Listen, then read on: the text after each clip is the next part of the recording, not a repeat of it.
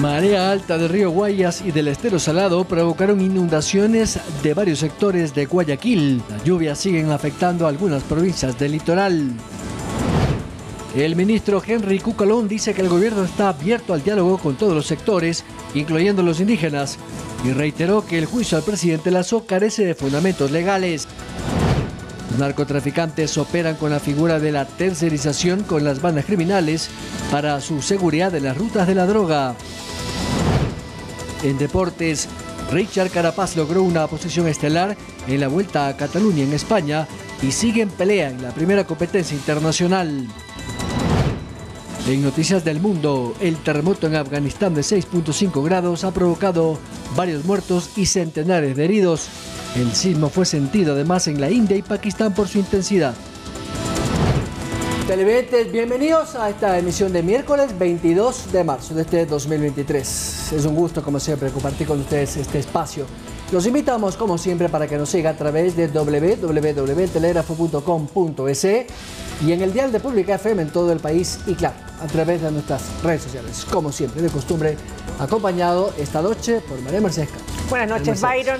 Amigos televidentes, gracias por la sintonía. Vamos a empezar con lo más importante de la información de inmediato.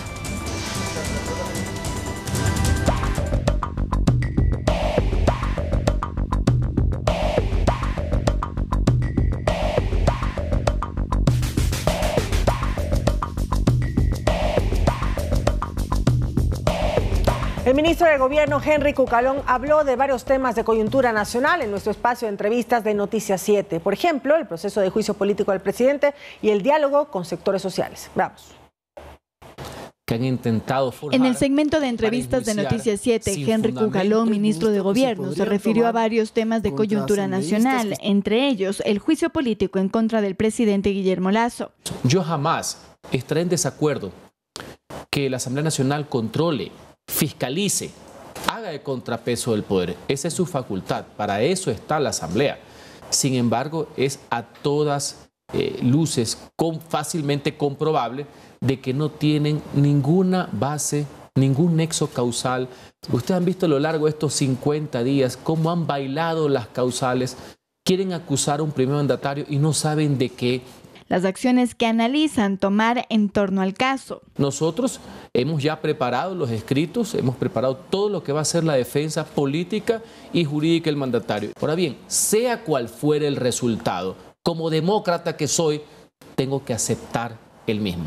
Y si llegare a ser favorable a la admisibilidad, pues nos veremos en el juicio político. Relación ejecutivo-legislativo. No se puede poner uno de acuerdo en todo. Y peor con este tipo de manifestaciones. Tenemos que acostumbrarnos de que en unas cosas estaremos de acuerdo y en otras no. Eso es gran acuerdo, eso es muy grandilocuente, eso es mucho más pragmático. Mesas de diálogo. El gobierno del Ecuador nunca ha cerrado el diálogo con los movimientos sociales, los movimientos indígenas. La mano sigue extendida para seguir trabajando. Relación Argentina-Ecuador. Con el pueblo hermano de Argentina de la mejor manera, como debe ser.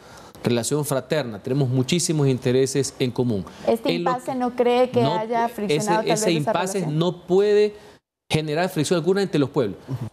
Andrea Orbe, Noticias 7. ¿Qué calidad de representación tiene? No puede. La repotenciación de la unidad educativa de la comunidad de Cangagua, esto es en el norte de la provincia de Pichincha, fue entregada de forma oficial a los estudiantes de esa zona. Nuestra compañera Carolina Basante acudió al lugar y nos detalla más. 1.100 estudiantes de la parroquia Cangagua en el cantón Cayambe de la provincia de Pichincha recibieron por parte de las autoridades la unidad educativa Dolores Cacuango totalmente repotenciada. Queridos estudiantes, me alegra ver que este colegio ha quedado mejor que nuevo, gracias a una importante inversión de recursos que hemos hecho en beneficio de todo Cayambe.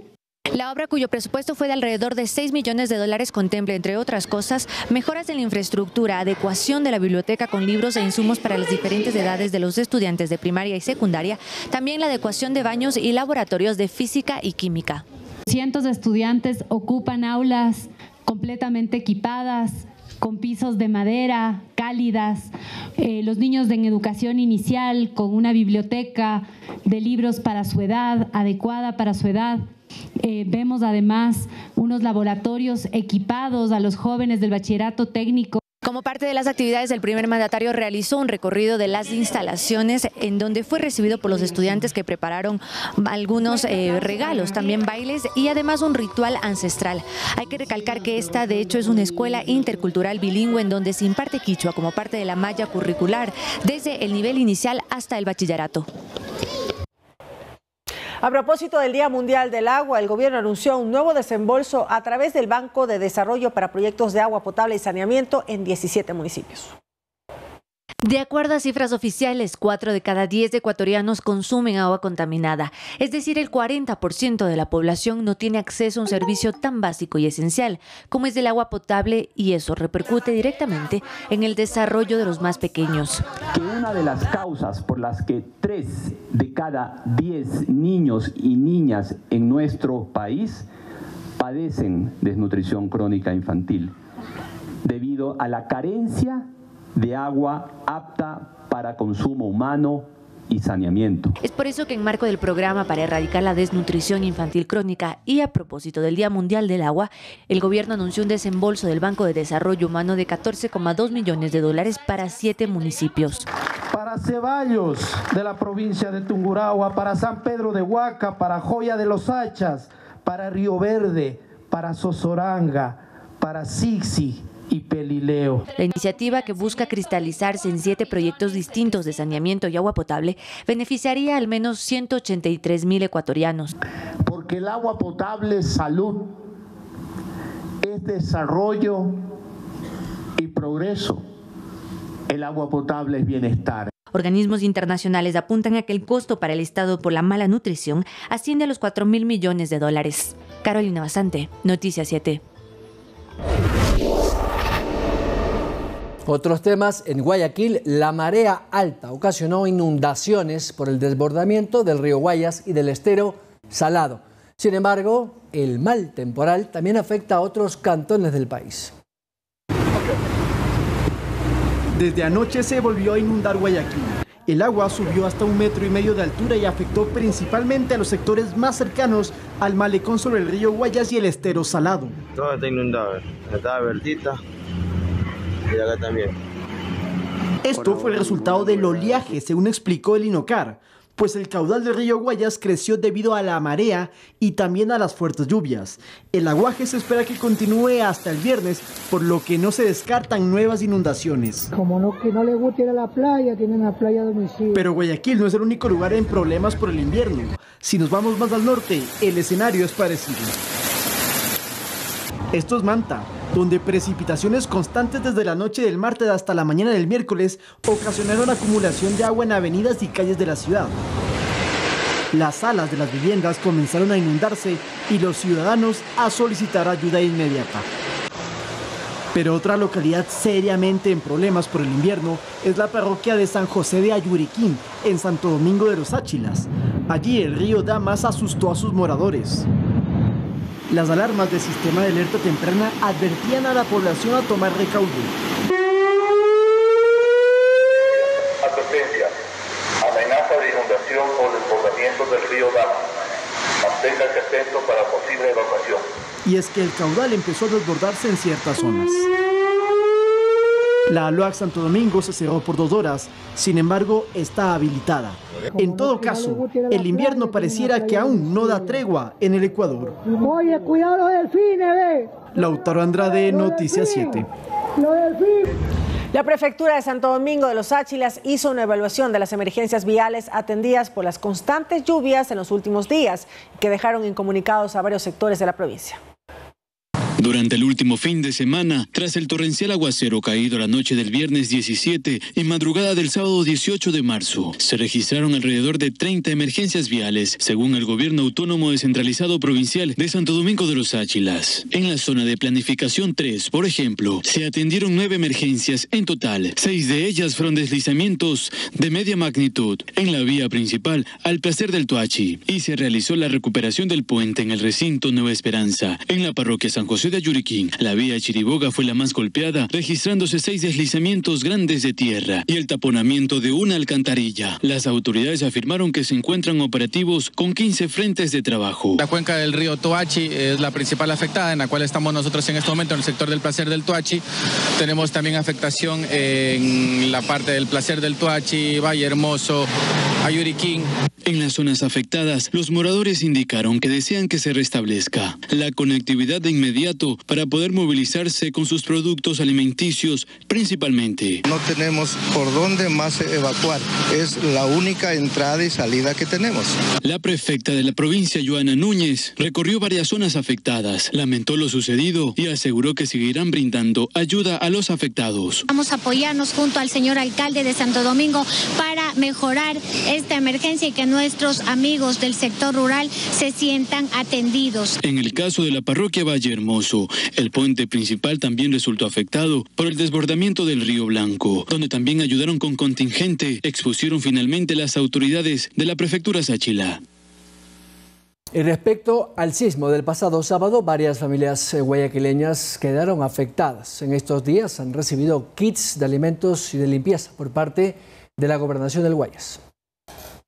Jixi Borja narra que su hermana perdió todo en el sismo y no tiene dónde vivir. Ella tiene sus 2 niñas y que es discapacitada ella. Y gracias a Dios no estuvo ahí ese día porque le tocó trabajar. Dios sabe cómo hacer las cosas.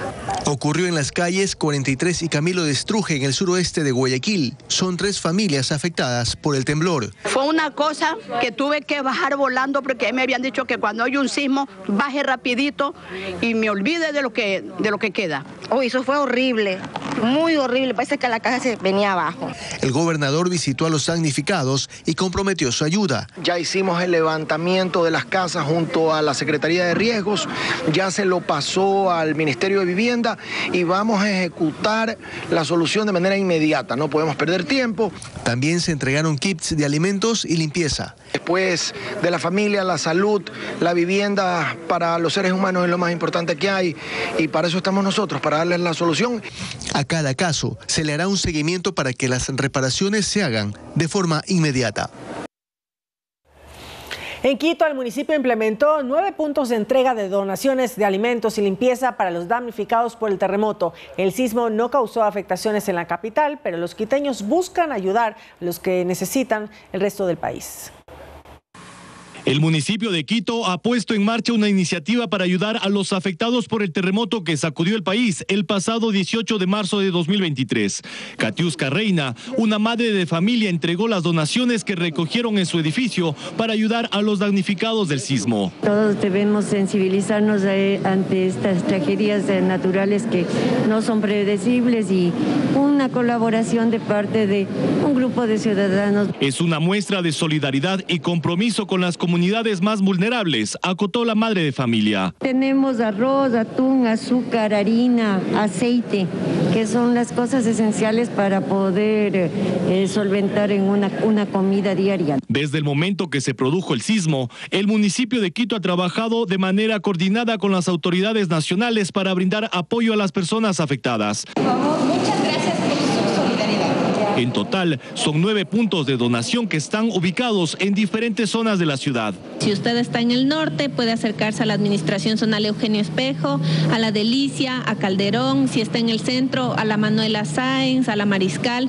Si está en el sur, puede acercarse a la Eloy Alfaro, a la Quitumbe. Y en los valles tenemos Valle de los Chillos y en Tumbaco. La campaña de donación liderada por el municipio de Quito es una muestra más de la resiliencia y el espíritu de colaboración que caracteriza a los ecuatorianos en momentos de crisis, enfatizó la funcionaria pública. Estamos recibiendo alimentos no perecibles, ropa de cama que esté sellada, artículos de limpieza, artículos de aseo y artículos para niños. Las donaciones serán canalizadas a través del gobierno nacional para que sea el encargado de distribuir las ayudas a los damnificados del terremoto. Los siniestros de tránsito cobran la vida de cientos de personas al año en el Ecuador. Sin embargo, el número de heridos es mucho mayor. Solo en lo que va de este 2023, más de 3.000 personas sufrieron lesiones y el 15% quedó con algún tipo de parálisis.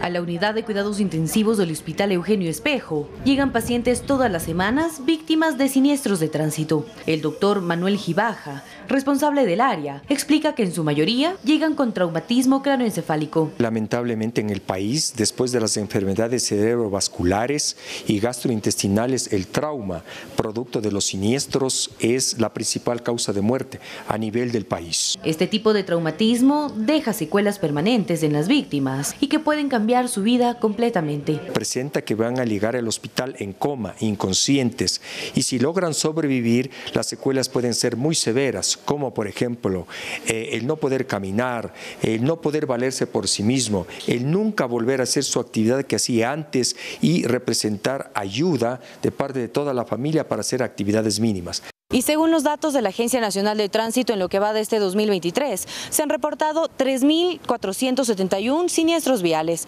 de los cuales 3.171 personas resultaron lesionadas y 374 murieron in situ.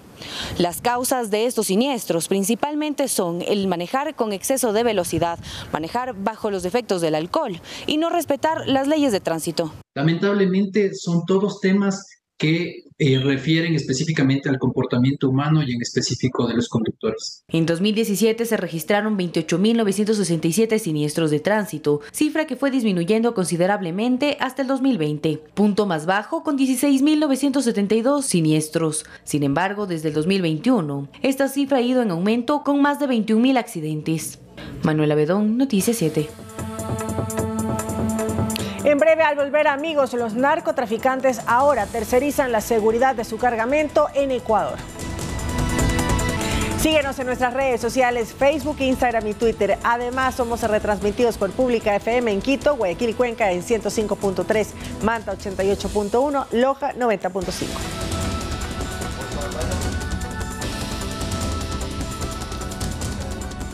Los narcotraficantes ahora tercerizan la seguridad en sus cargamentos en Ecuador. Para ello contratan a las bandas delictivas, quienes custodian las rutas, las vías y los accesos al mar donde embarcan su droga. Así lo explican varios expertos en seguridad. La nueva modalidad del crimen es la tercerización del narcotráfico. Así lo califican expertos de seguridad, pues la nueva modalidad de este crimen y de las bandas internacionales lo demuestran con los operativos que hace la policía. Consiste en pagar a las bandas criminales locales por seguridad en rutas y entregas de la droga. Así lo explica Daniel Pontón, decano de Seguridad y Defensa del Instituto de Altos Estudios Nacionales. Ha encontrado aquí las bandas criminales locales un campo, un nicho de proliferación de sus actividades y de fortalecimiento de sus capacidades de estructura criminal muy marcado, brindando servicios logísticos sobre ese tipo de problema, ese tipo de mercado. Y quién sabe, no se sabe todavía, habría que investigar más, ya tienen un control, manejo de todo lo que es la cadena de producción. Las debilidades son muchas, entre ellas la falta de control en puertos que no tienen escáneres detectores de la droga. Lo considera Mario Pazmiño, exdirector de inteligencia del Ejército. No existe una presión gubernamental e imposición de ciertas disposiciones para que se coloquen esos escáneres, entonces pues el país seguirá como está, siendo considerado la segunda potencia en exportación de cocaína a nivel de la región. Se realice una militarización temporal de puertos y aeropuertos para erradicar este problema. No quiero entrar en el discurso de la brasa de manta. Renuncia a esta cooperación extrema, dependentista de la cooperación internacional, porque la base no solo estuvo para eso, sino para otros fines. Y la idea era suplantar esa estrategia con capacidades locales. Y una de esas era el famoso escáner. 201 toneladas fueron decomisadas solo en el 2022 y 20 toneladas en apenas 75 días de este 2023. Ambos especialistas coinciden que el Estado está perdiendo la guerra contra el crimen transnacional. Byron Galarza, Noticias 7.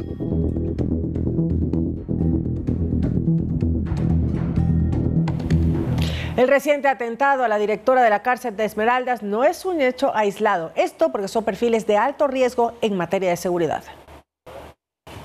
Desde el primer momento en el que uno llega o se posiciona en un cargo, desde la dirección general, sea hasta el último cargo, parte del servicio de limpieza, por ejemplo, uno ya está recibiendo amenazas de muerte, ¿no? Este es el relato de una exdirectora de rehabilitación social sobre los peligros que deben enfrentar profesionales por simplemente hacer su trabajo. En el sistema penitenciario las advertencias cada vez suben más de tono. Nosotros ya sabemos dónde vives, nosotros sabemos, tenemos tu número de cédula, nosotros tenemos videos tuyos, entonces es un trabajo que si uno no tiene una real vocación, uno no soporta. En 2 semanas, las directoras de la cárcel de Esmeraldas y la de mujeres de Guayaquil sufrieron atentados contra su vida. Sus cargos son un perfil de alto riesgo porque para las bandas se convirtieron en objetivo militar. Por ejemplo, yo trasladé a alias cubano, el que le decían el mata directores, porque él asesinó a 3 directores. Elaborar un perfil de seguridad implica que se analicen factores como el cargo, funciones y la ubicación. No vamos a comparar la cárcel de Ambato con la cárcel de Guayaquil. No vamos a comparar la cárcel de Sucumbíos, la Guagrio, con la cárcel de El Inca. La Policía Nacional es la encargada de brindar custodia de seguridad a funcionarios de Estado, pero con la escalada de violencia y amenazas, la protección debe incrementarse.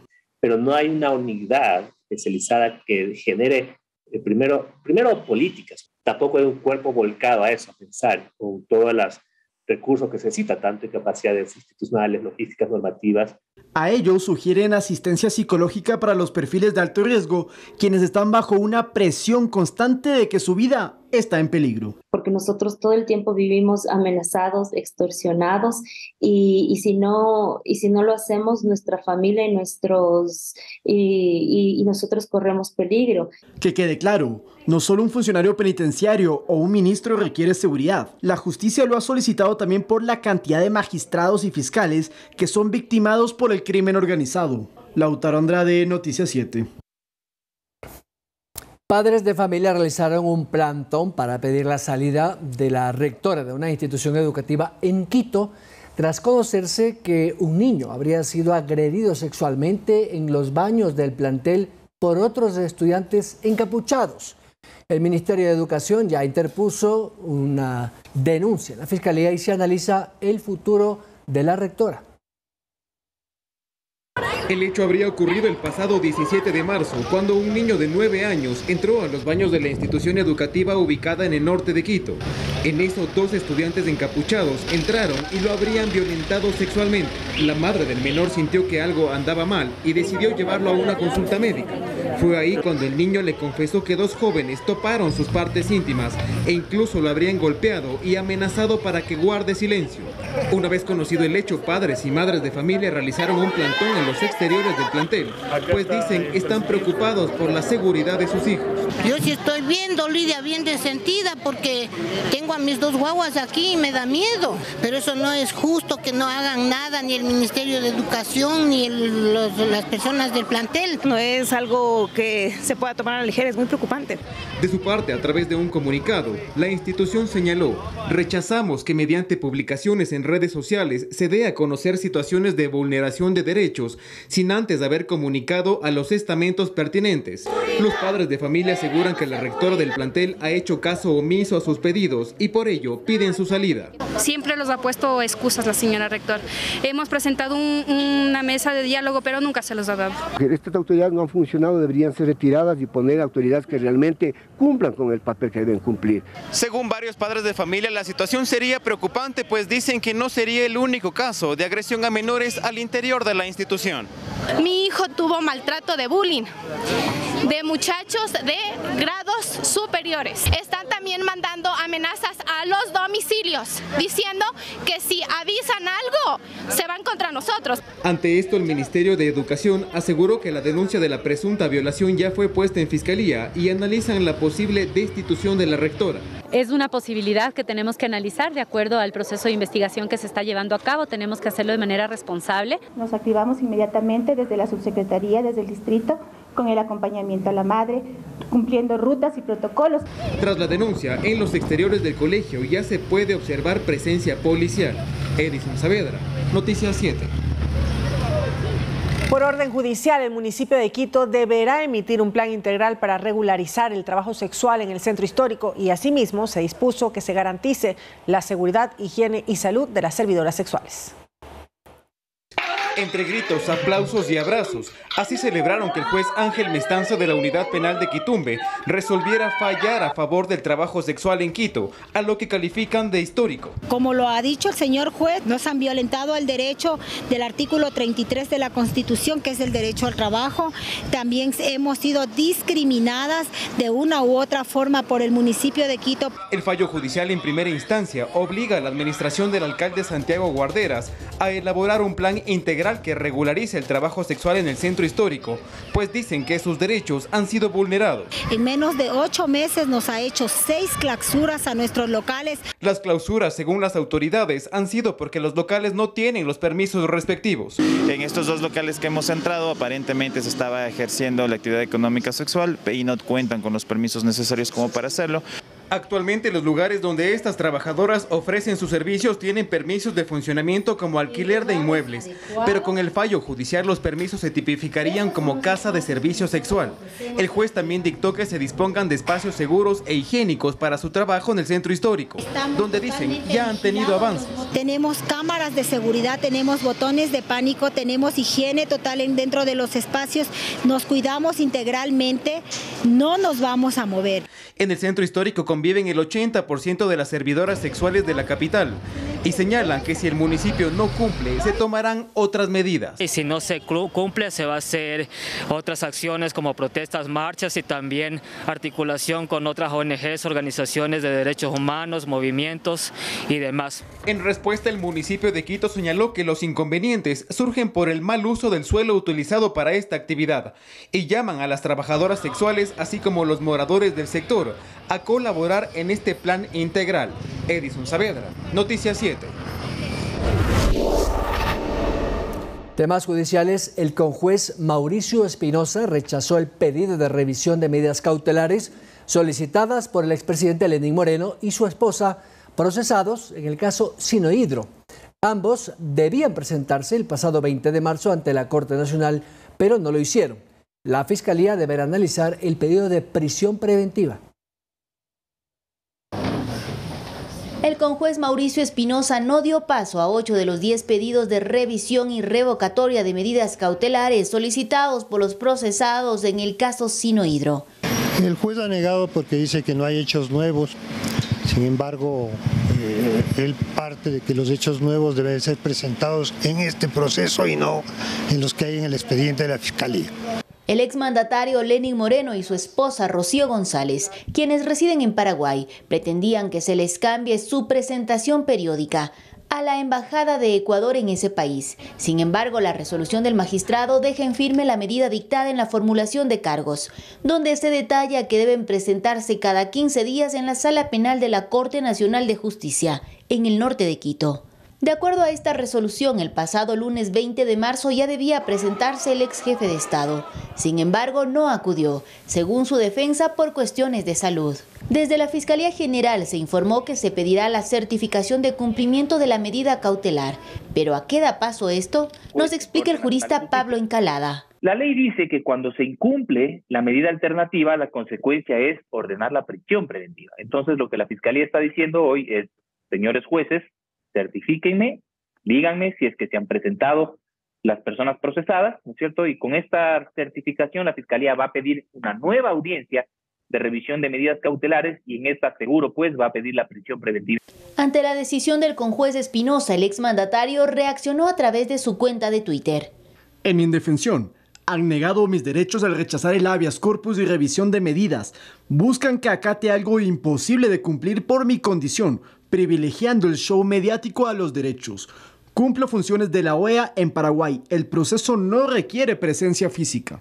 A quienes sí dio una respuesta favorable el magistrado fue a los pedidos de Juan Manuel Durini en torno a la cantidad de sus bienes con prohibición de enajenarlos, y a Conto Patiño, quien deberá presentarse una vez al mes y ya no cada 8 días como inicialmente se le dictó. Además deberá aportar un dispositivo electrónico y se mantiene la prohibición de salida del país. En este caso avanzan los 90 días de instrucción fiscal, donde se investiga el delito de cohecho, al identificar presuntamente sobornos por $76 millones en la adjudicación del contrato de la hidroeléctrica Coca-Codo Sinclair. Olga Velasco, Noticias 7.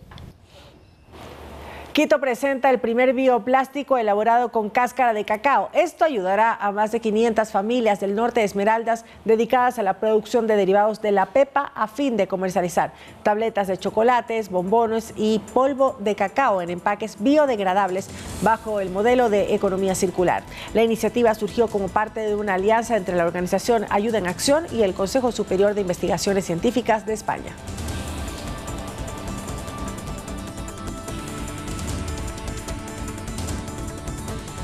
Y en los mercados ya se inició la compra y venta de los ingredientes para la fanesca de Semana Santa. Desde este mediado de mes de marzo, muchos restaurantes y mercados ya ofrecen este tradicional platillo de la época. La fanesca se disfruta durante los días de celebración de Semana Santa. Tradicionalmente se elaboraba un día antes del Domingo de Ramos. Sin embargo, en la actualidad este platillo es degustado desde casi un mes de anterioridad. Esta sopa lleva 12 granos como ingredientes principales y también utiliza bacalao, leche y se acompaña con diferentes condumios. En los mercados de la capital su venta ha iniciado lentamente. Poquito, señorita, se han venido poquito, ya no es como era antes, ya no, señorita, se acabó ese tiempo bueno. Las semanas ya en abril la gente acuda más. Sí vienen, sí saben, hasta después de la fanesca sí vienen las señoritas y sí se rebaja, sí, cuando hay baratitos sí se les da bueno. Los precios de este año se han visto afectados por las intensas lluvias e incluso la gripe aviar. Un poco más la escasez de productos, sobre todo por las lluvias, en lo que es los granos de la sierra y el pescado que viene de la costa, que ha incrementado su precio en un 50% más o menos. Pero igual toca seguir haciendo porque la costumbre y de Cotopaxi y no traen. Pero de ahí todo está bueno, señorita. Verá, la alberja viene del norte, el mechoco viene de Cotopaxi, esto también viene del norte, el frijol también viene del norte, se han traído. Pero si usted gusta de este platillo, pero no de cocinar, existen muchos lugares como este mercado, en donde se puede disfrutar el plato a precios accesibles. Hacemos prácticamente desde el miércoles de ceniza hasta el Viernes Santo. Sí, la acogida es muy buena porque la gente ya conoce y nos tiene siempre dentro de sus prioridades en esta temporada. Quienes ya han iniciado la venta nos cuentan que los comensales vienen a diario desde hace varias semanas. Cariño para que vengan nuestros clientes, nos visiten aquí en el Mercado Santa Clara, como todos los años, les esperamos con mucho cariño. Manuela Bedón, Noticias 7. Las precipitaciones se intensifican en el estado de California, esto es en Estados Unidos, tras un año de sequía. Esto ha ocasionado una serie de inundaciones. Más de 35 millones de personas en California están bajo alerta debido a las condiciones de riesgo generadas por las intensas lluvias. Vientos fuertes, precipitaciones torrenciales y tormentas eléctricas son algunos de los rezagos que vive el estado en el inicio de esta temporada primaveral. Se espera que la lluvia generalizada, la nieve de montaña y los fuertes vientos en partes del centro-sur y el sur de California continúen este miércoles y se despejen gradualmente para el jueves. Hasta que eso suceda, dichas características podrían empeorar las inundaciones. Estas condiciones podrían desencadenar en la formación de un río atmosférico, un corredor de humedad concentrada que transporta vapor de agua. Durante la temporada invernal de este año, el estado occidental registró 12 ríos atmosféricos, mismos que ocasionaron la inundación de barrios, crecida de ríos y deslizamiento de tierra. Ante esto, las autoridades locales recomendaron a la población abastecerse de alimentos, medicina y combustible para 2 semanas, además de otras sugerencias. Mantén contacto con tus amigos, vecinos y familiares en caso que necesiten ayuda, y en caso de darse una evacuación, hazlo inmediatamente. Desde octubre del 2022, California registró una caída de lluvia de 600 milímetros cúbicos, volumen que corresponde al doble de lo que debería llover normalmente en este periodo.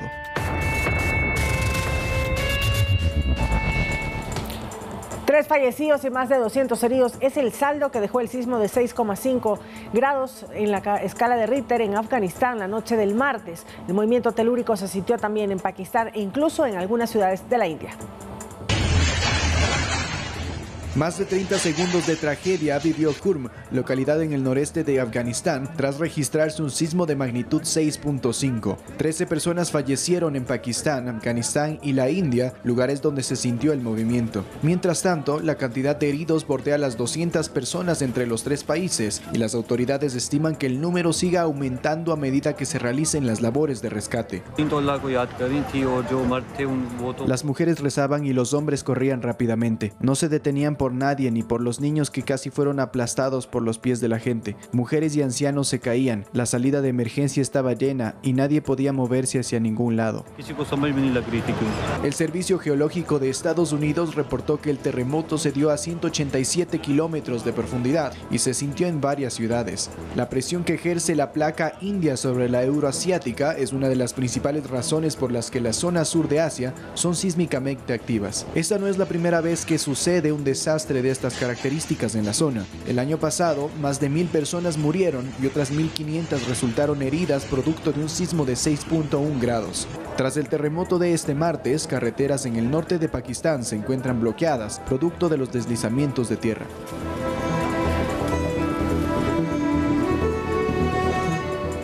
Y en Francia, el presidente Emmanuel Macron afirmó que espera que su reforma sobre las pensiones entre en vigencia a finales de año y calificó de sediciosos a los manifestantes que endurecieron las protestas. Las protestas en Francia no se detienen. Cientos de personas continúan manifestándose en las calles en rechazo a la reforma a las pensiones que, según el presidente Emmanuel Macron, deberá aplicarse para finales de este año, con el fin de evitar un déficit en la caja de pensiones. El gobierno enfrenta un fuerte rechazo de la población a su plan de retrasar la edad de jubilación y de adelantar a 2027 la exigencia de cotizar 43 años y no 42 para cobrar una pensión completa. La decisión del presidente de imponer su plan por decreto sin someterlo a votación en la Asamblea, donde temía perder, desató una ola de protestas espontáneas, en ocasiones violentas. No es solo sobre las pensiones, estamos hartos de todo. Quieren que trabajemos más tiempo mientras que ya están reduciendo nuestros salarios. No aumentan los salarios, aumentan todo lo demás, ya sea la luz, la comida y al final, ¿para qué? Para trabajar más tiempo, para nada, por una miseria. Y por una pensión que nunca tendré, no sé. A las manifestaciones masivas desde enero se sumó a partir del 7 de marzo una huelga prolongable en sectores claves como la energía y transportes y un abanico de acciones: basura acumulada en las calles de París, bloqueo de carreteras, puertos y universidades. Pero la atención explotó cuando el presidente francés y su primera ministra, Elisabeth Borne, anunciaron su adopción por decreto. Los sindicatos han advertido que temen perder el control de las protestas si el gobierno no da marcha atrás a su reforma. Para el jueves convocaron a una nueva jornada de huelgas y movilizaciones. María Mercedes Castro, Noticias 7.